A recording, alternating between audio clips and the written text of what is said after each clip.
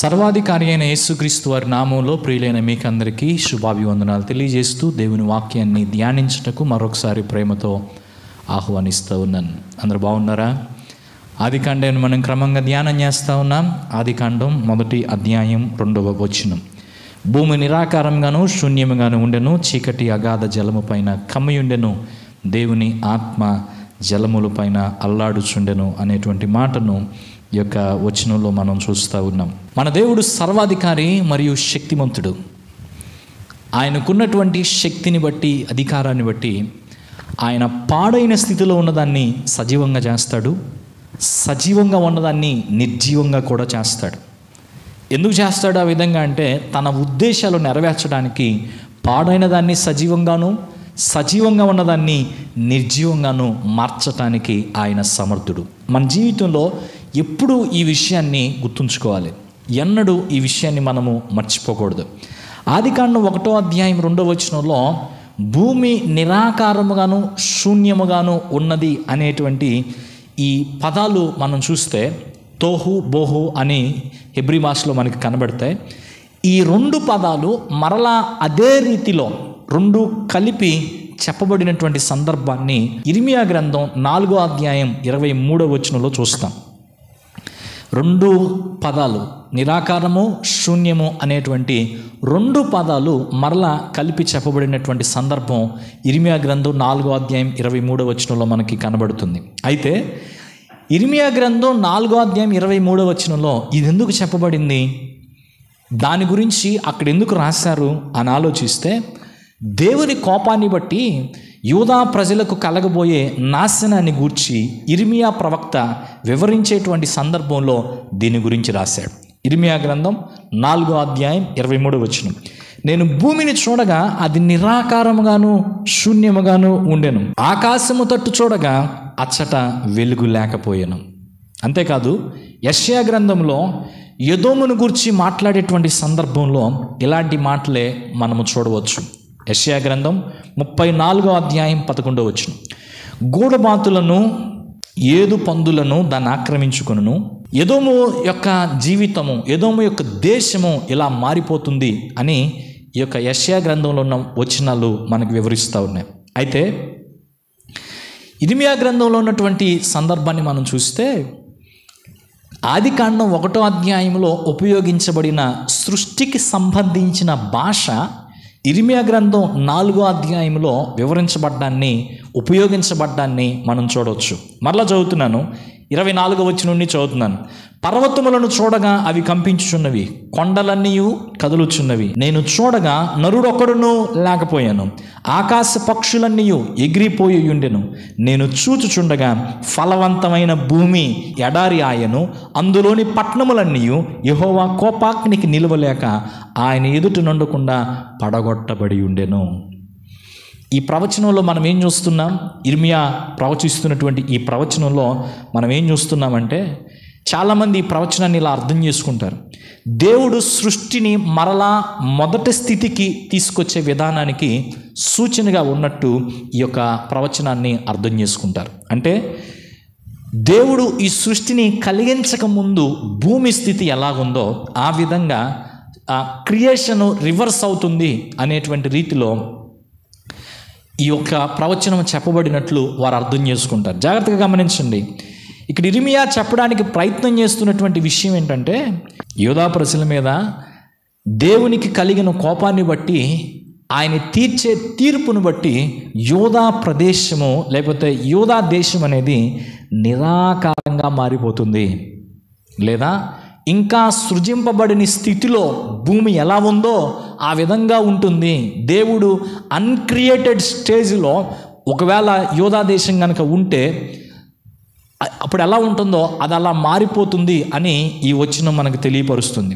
అంటే భూమిని దేవుడు సృజింపకముందు అది ఏ స్థితిలో ఉందో యూదా దేశం కూడా అదే స్థితిలో మారిపోతుందని ఈ వచనం మనతో మాట్లాడుతుంది. ఇర్మియా ప్రవచించినటువంటి ఈ యొక్క విషయాన్ని ఇంకా మనం కిందకి వెళ్ళి చూస్తే, ఇర్మియా గ్రంథం 4వ అధ్యాయం 27, 28, 29 వచనాలు చూస్తే యెహోవా ఇలాగ సెలవిచ్చున్నాడు, ఈ దేశమంతయు పాడగును, గాని నిశ్శేషముగా దాన్ని నాశనం చేయను. దానిని బట్టి భూమి దుఃఖించున్నది, పైన ఆకాశము కారు కమ్మి ఉన్నది. అయితే నేను దాన్ని నిర్ణయించినప్పుడు మాట ఇచ్చి తిని, నేను పశ్చాత్తాపట్టలేదు, రద్దు చేయట్లేదు. రౌతులను విలుకాండ్రులను చేయి ధ్వని విని పట్టణస్థులందరూ పారిపోచున్నారు, తుప్పలలో దూరుచున్నారు, మెట్లకు ఎక్కుచున్నారు. ప్రతి పట్టణము నిర్జనమాయను, వాటిలో నివాసులెవరూ లేరు. ఎదోమును గురించి యెషయా చెప్పినటువంటి సందర్భంలో కూడా ఒకప్పుడు భూమి ఉన్నటువంటి స్థితిలోనికి ఎదోము మారిపోతుంది అని ఆయన చెప్పాడు. అంటే భూమి నిరుపయోగంగా నిరాకారంగా ఉన్నటువంటి సందర్భంలో భూమి పరిస్థితి ఎలా ఉందో, ఎదోము యొక్క పరిస్థితి కూడా దేవుని తీర్పును బట్టి, దేవుని కోపాన్ని బట్టి అలా మారిపోతుంది అని యెషయా ప్రవక్త వివరించిన వాడుగా ఉన్నాడు. అయితే యెషయా, ఇర్మియా అనేటువంటి ఈ ఇద్దరు ప్రవక్తలు, జాగ్రత్తగా వినండి, ఈ ఇద్దరు ప్రవక్తలు రాసిన ఈ విషయాలను బట్టి మనం తప్పుడు అర్థానికి రాకూడదు. ఎందుకంటే చాలామంది ఆదికాండం 1వ అధ్యాయం 2వ వచనాన్ని ఎలా అర్థం చేసుకుంటారంటే, దేవుడు తీర్చిన తీర్పును బట్టి దేవుడు కలిగించిన సృష్టి నాశనం చేయబడి ఆ విధంగా మారిపోయిందని కొంతమంది భావిస్తూ ఉంటారు. అది కాదు ఇక్కడ భావం.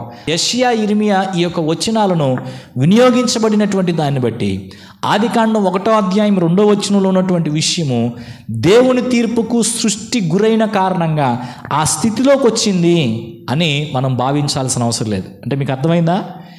ఇర్మియా, యెషయా చెప్తుంది ఏంటంటే, దేవుని తీర్పుకు గురైన కారణాన్ని బట్టి యూదా దేశము, ఎదోము దేశము ఈ రెండూ కూడా సృష్టిని దేవుడు కలుగు చేయకముందు ఏ విధమైన నిరుపయోగ స్థితిలో ఉన్నాయో ఆ స్థితిలోనికి అవి మారిపోతాయి అని తెలియపరుస్తూ ఉన్నారు. కాబట్టి ఈ 2 వచనాలను ఆధారం చేసుకుని, లేకపోతే ఈ ఇద్దరు ప్రవక్తలు చెప్పినటువంటి మాటలను ఆధారం చేసుకుని ఆదికాండం 1వ అధ్యాయం 2వ వచనంలో ఉన్నటువంటి ఆ భూమి పరిస్థితి కూడా దేవుడు తీర్పు తీర్చడం వల్ల అలా మారిపోయింది అని మనం భావించాల్సినటువంటి అవసరం లేదు. అయితే ఎదోముకు, యోదాకు కలగబోయేటువంటి నాశనము గురించి చెప్పడానికి, దాన్ని వివరించడానికి ఇర్మియా, యెషయా అనేటువంటి ప్రవక్తలు సృష్టికి సంబంధించిన పోలికలు ఇక్కడ వాడుకున్నారు అంతే. అంతేగాని ఒకప్పుడు దేవుని యొక్క తీర్పు వలన, దేవుని కోపం వలన సృష్టి ఆ విధంగా మారిపోయిందనేటువంటి భావం అయితే కాదు. ఈ యొక్క వచనాల నుండి, ఈ అంశం నుండి మనం ఏం నేర్చుకోవాలనేది ఆలోచన చేద్దాం. దేవుడు భూమిని ఒకప్పుడు నిరాకారపు స్థితిలో నుండి, శూన్యపు స్థితిలో నుండి నివాసయోగ్యంగాను సజీవంగాను చేశాడు. ఈరోజు ఏ స్థితిలో అయితే ఉందో ఆ స్థితిలోకి దేవుడు తీసుకొచ్చాడు. భూమి విషయంలో దేవుడు ఏ విధంగా ఒక మంచి కార్యం చేసి నిరాకారంగానో శూన్యంగానో ఉన్నటువంటి సృష్టిని ప్రయోజనకరంగా మార్చాడో, అదేవిధంగా దేవుడు యోధా ప్రజల విషయంలో కూడా చేశాడు. అంటే ఏంటి? వారిని వారి యొక్క దేశంలో దేవుడు స్థాపించి సజీవులుగా వారిని ఉంచి వారిని అభివృద్ధి పరిచిన వాడుగా ఉన్నాడు. మంచిగా వారిని ప్రాస్పర్ అయ్యే విధంగా చేశాడు. అన్ని విషయాల్లో సమృద్ధిని దేవుడు వారికి కలిగించాడు. ఒకప్పుడు వారు బానిసలుగా ఉన్నటువంటి వారుగా ఉంటే వారిని బానిసత్వం నుండి విడిపించి యోధా ఆ కనాను దేశాన్ని వారికి స్వాస్యంగా ఇచ్చి శత్రువులందరినీ వారి ఎదురు నుండి తొలగదోసి వారికి ఆ దేశాన్ని ఇచ్చి వారిని అక్కడ స్థిరపరిచాడు. రాజులను ఇచ్చాడు, అన్నీ చేశాడు దేవుడు వారి కోసం. ఇంకా చెప్పాలంటే దావీదు లాంటి రాజుల ద్వారా ఆ దేశం ఎంతగానో అభివృద్ధిలోనికి వచ్చింది. అయితే దేవుడు ఆ దేశాన్ని అంతగా అభివృద్ధి పరిచిన తర్వాత అక్కడున్న ప్రజలు దేవునికి ఇప్పుడు వ్యతిరేకంగా మారిపోయారు. అంటే 4వ అధ్యాయాన్ని మీరు చదువుకోండి, ఇర్మియా గ్రంథాన్ని మీరు గమనిస్తే ఆ ప్రజలు దేవునికి ఎన్నో అయిష్టమైనటువంటి కార్యములు చేస్తున్న విధానాన్ని బట్టి దేవుని కోపం వారి మీదకి వస్తూ ఉన్నది. దేవుని కోపం వారి మీదకి వస్తున్నటువంటి పరిస్థితిని బట్టి ఒకప్పుడు, ఇప్పుడు యోధా ఒకప్పుడు సృష్టి ఉన్నటువంటి గొడ్రాలు స్థితిలోనికి వెళ్ళబోతూ ఉంది. అంటే వారు ఉన్నటువంటి ప్రయోజనకరమైనటువంటి ప్రతి ఒక్కటి పోగొట్టుకోబోతున్నారు. వారు ఎంత ప్రయోజనకరమైన స్థితిలో ఇప్పుడు ఉన్నారో దేవుడు ఆ స్థితిని తొలగించి మరలా నిరుపయోగమైనటువంటి స్థితిలోనికి, నిరాకారపు స్థితిలోనికి, శూన్యంగా ఉండేటువంటి స్థితిలోనికి తీసుకెళ్ళబోతున్నాడు అనేది ఇర్మియా చెప్తున్నటువంటి ప్రవచనం. భూమి ఒకప్పుడు ఇలాగే ఉంది కదా. భూమి ఒకప్పుడు ఏ విధంగా వెలుతురు లేక, ప్రజలు లేక, పక్షులు లేక, ఆకాశం లేక ఏ విధంగా ఉందో యోధా పరిస్థితి కూడా అదే విధంగా మారబోతుంది అని ఇర్మియా తన యొక్క ప్రవచనాల ద్వారా తెలియజేశాడు. అయితే ఇక్కడ ఈ యొక్క వచనాలు, ఈ అంశం మనకు నేర్పే పాఠం ఏంటి? అందరూ జాగ్రత్తగా ఈ మాటలు వినాలి. దేవుడు ఏదైనా చేయడానికి సమర్థుడు. మొదట్లోనే ఈ విషయాన్ని చెప్పాను నేను. దేవుడు ఏదైనా చేయడానికి సమర్థుడు. అంటే నిరుపయోగంగా ఉన్నదాన్ని ఫలభరితంగానూ చేస్తాడు, ఫలభరితంగా ఉన్నదాన్ని నిరుపయోగంగానూ చేస్తాడు, పనికి రాకుండా కూడా చేస్తాడు. అయితే ఎందుకు ఆ విధంగా చేస్తాడు? నిరుపయోగంగా ఉన్నదాన్ని ఫలభరితంగా ఎందుకు చేస్తాడు, ఫలభరితంగా ఉన్నదాన్ని పనికి రాకుండా ఎందుకు చేస్తాడు అని అంటే, దేవుడు ఏదైనా చేయటానికి సమర్థుడు కనుక మన జీవితాలు ఆయనకు అనుకూలంగా ఉంటే మనలను ఆయన అభివృద్ధి పరుస్తాడు. మన యొక్క నిరుపయోగమైన స్థితులన్నింటినీ, ఎడారి స్థితులన్నింటినీ, గడిచిన భాగంలో మనం విన్నట్టుగా ఎడారి స్థితులన్నింటినీ, నిరుపయోగంగా ఉన్నటువంటి స్థితులన్నింటినీ ఆయన తొలగించి ఉన్నతమైన స్థానానికి మనం తీసుకెళ్తాడు. మనము ఊహించని రీతిలో మనలను ఆయన అభివృద్ధి పరుస్తాడు. అయితే మనం ఆయనకు వ్యతిరేకంగా ప్రవర్తిస్తున్నట్లయితే, వ్యతిరేకంగా నడుచుకుంటున్నట్లయితే, ఒకప్పుడు మనలను మన యొక్క నిరుపయోగ స్థితి నుండి, పనికిరాని స్థితి నుండి ఈరోజు ఇంత ఉన్నతమైన స్థితిలో నిలబెట్టినటువంటి దేవుడే, స్థిరపరిచినటువంటి దేవుడే మరలా మనల్ని జీరోకు తీసుకెళ్తాడు.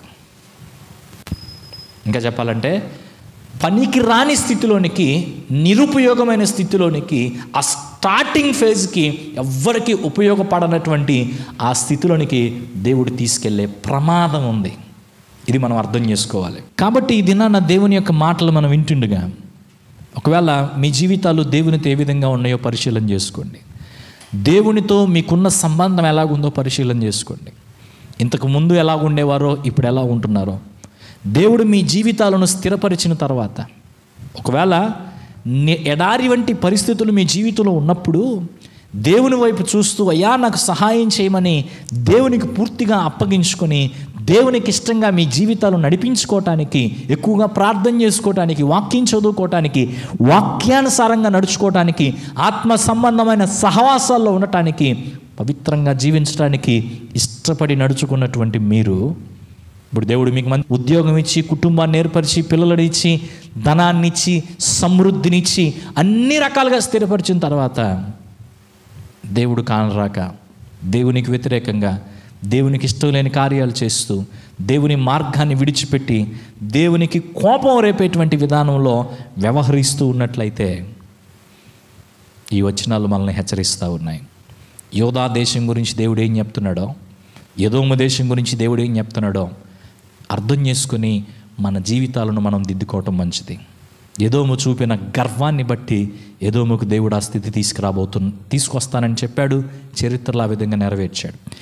యోధా చూపినటువంటి గర్వాన్ని బట్టి, యోధా దేవునికి వ్యతిరేకంగా నడుస్తున్నటువంటి విధానాన్ని బట్టి ఇర్మియా ద్వారా ఆ రోజు ఆ ప్రవచనాలను ఆయన చెప్పించినటువంటి వాడుగా ఉన్నాడు. కాబట్టి నా జీవితము దేవుడు నన్ను స్థిరపరిచిన తర్వాత ఎలా ఉంది, ఆయనతో వ్యవహరించే విధానంలో నేను ఎలా ఉన్నాను. బైబిల్లో కొంతమంది రాజులను మనం చూస్తే ప్రారంభ దశలో చాలా బాగున్నారు వాళ్ళు, కానీ దేవునితో దేవుడు వారిని అభివృద్ధి పరిచిన తర్వాత, రాజ్యంలో వారు స్థిరపరచబడిన తర్వాత దేవునికి వ్యతిరేకంగా మారిపోయారు.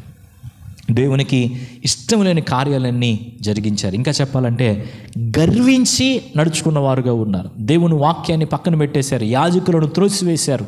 అలా చేసి జీవితాలను, రాజ్యాలను పోగొట్టుకున్నవారుగా, గౌరవాన్ని పోగొట్టుకున్నవారుగా వారు మారిపోయారు. కాబట్టి ఈ యొక్క పరిశీలన మనలో కావాలి. ఈ పరిశీలన చేసుకుంటుండగా ప్రభువుకు వ్యతిరేకమైన ఛాయలు మనలో ఎక్కడైనా ఉన్నట్లయితే, నిజమే నా జీవితం ఒకప్పుడు ఇలా ఉండేది, దేవుడు నన్ను స్థిరపరిచిన తర్వాత, అభివృద్ధి చేసిన తర్వాత నేను ఇలా మారిపోయాను అన్నీకు అర్థమవుతున్నట్లయితే, దేవుని యొక్క వాక్యానుసారంగా మనలను మనం దిద్దుకొని, దేవా నన్ను క్షమించయ్యా అని ప్రభు ఎదుటికి వచ్చి ఆయన ఎదుట మనం పశ్చాత్తాపడి క్షమాపణ కోరుకోవటం మంచిది. లేకపోతే దేవుని యొక్క కోపము మన మీదకి వచ్చిన రోజున ఆ కోపము నుండి మనల్ని తప్పించగలిగిన వారు ఎవరూ లేరు. సో దేవుని కోపము మన మీదకి వచ్చినప్పుడు జరిగేది ఇది ఫలభరితముగా ఉన్నటువంటిది. అదేదైనా కావచ్చు, నీ ఉద్యోగం కావచ్చు, వ్యాపారం కావచ్చు, ధనం కావచ్చు, నీ జీవితం కావచ్చు, ఇంకొకటి ఏదైనా ఫలభరితముగా ఉన్నటువంటిది నిరుపయోగంగా మారిపోయే ప్రమాదం ఉంది. అలాంటి పరిస్థితులు ఏర్పడే అవకాశం ఉంది. ఈ హెచ్చరికను అర్థం చేసుకుని సానుకూలంగా దేవునికి మనం స్పందించే ప్రయత్నం చేద్దాం. మనం ఏ విధంగా దేవుని సన్నిధిలో స్పందిస్తామనే దాన్ని బట్టి దేవుడు మన జీవితంలో చేసే కార్యాలు ఆధారపడితేనే అర్థం చేసుకుని దేవునికి మనల్ని మనం అప్పగించుకుందాం. పరిశుద్ధుడైన తండ్రి, నీ గ్రంథములోండి మా ఎదుటికి మీరు తీసుకొచ్చిన మరొక సత్యం కొరకు వందనాలు చెల్లిస్తూ ఉన్నాం. మేము నీకు అనుకూలంగా ఉన్నప్పుడు, దీన దశలో మేము ఉన్నప్పటికీ ఉన్నత దశకు మీరు మమ్మల్ని హెచ్చిస్తారని, మేము నీకు వ్యతిరేకంగా నడుస్తున్నప్పుడు ఉన్నత దశలో మేము ఉన్నప్పటికీ మరలా దీన దశకు మీరు మమ్మలను పడవేస్తారని నీ గ్రంథం ద్వారా మీరు మమ్మల్ని హెచ్చరించినందుకు వందనాలు. ఈ మాటలు ఎవరికి అవసరమో, ఎవరి జీవితాలు ఈ విధంగా ఉన్నాయో ప్రతి ఒక్కరు కూడా పరిశీలన చేసుకుని వారి జీవితాల్లో నీతో వారికి ఉన్నటువంటి ప్రవర్తనలో ఏ విధంగా నడుచుకుంటున్నారో అర్థం చేసుకొని నీకు ఇష్టంగా నడుచుకునే భాగ్యము దయచేయమని ప్రార్థన చేస్తున్నాం. మాలో ఎవరూ కూడా మా ఫలభరితమైన స్థితిని పోగొట్టుకొని నిరుపయోగంగా మారిపోయే వారంగా మేము ఉండకూడదు. నీ కోపానికి, తీర్పుకి గురయ్యే వారంగా మేము ఉండకూడదు. దాన్ని మేము తట్టుకోలేము ప్రభువా. ఆ స్థితిలో నుండి మేము విడిపించబడాలంటే నీ వాక్యానికి మేము స్పందించినట్లుగా, మా జీవితాలను మార్చుకున్నట్లుగా, నీకు ఇష్టంగా మా జీవితాలను మేము మలుచుకున్నట్లుగా నీ ఆత్మకార్యము జరిగించమని ప్రార్థిస్తున్నాం. ఈ వాక్య ప్రయాణంలో మీరు మా ఎదుటికి తీసుకొస్తున్న ప్రతి విధమైన ఆత్మసత్యాన్ని బట్టి వందనాలు. ఈ యొక్క సత్యం మా హృదయాన్ని ఇంకా కదిలించి నీకు దగ్గరగా చేర్చినట్లు నీ కృప చూపండి. దినదినము నూతనమైన విషయాలతో మీరు మాతో మాట్లాడండి, బలపరచమని యేసయ్య నామములో వేడుకుంటున్నాం మా తండ్రి, ఆమేన్. ప్రభువు మీకు తోడయండి. మీ యొక్క జీవితాల్లో దేవునికి ఇష్టమైన జీవితాన్ని జీవించి అంతకంతకు అభివృద్ధి పొందే కృప అనుగ్రహించునుగాక. ఆమేన్.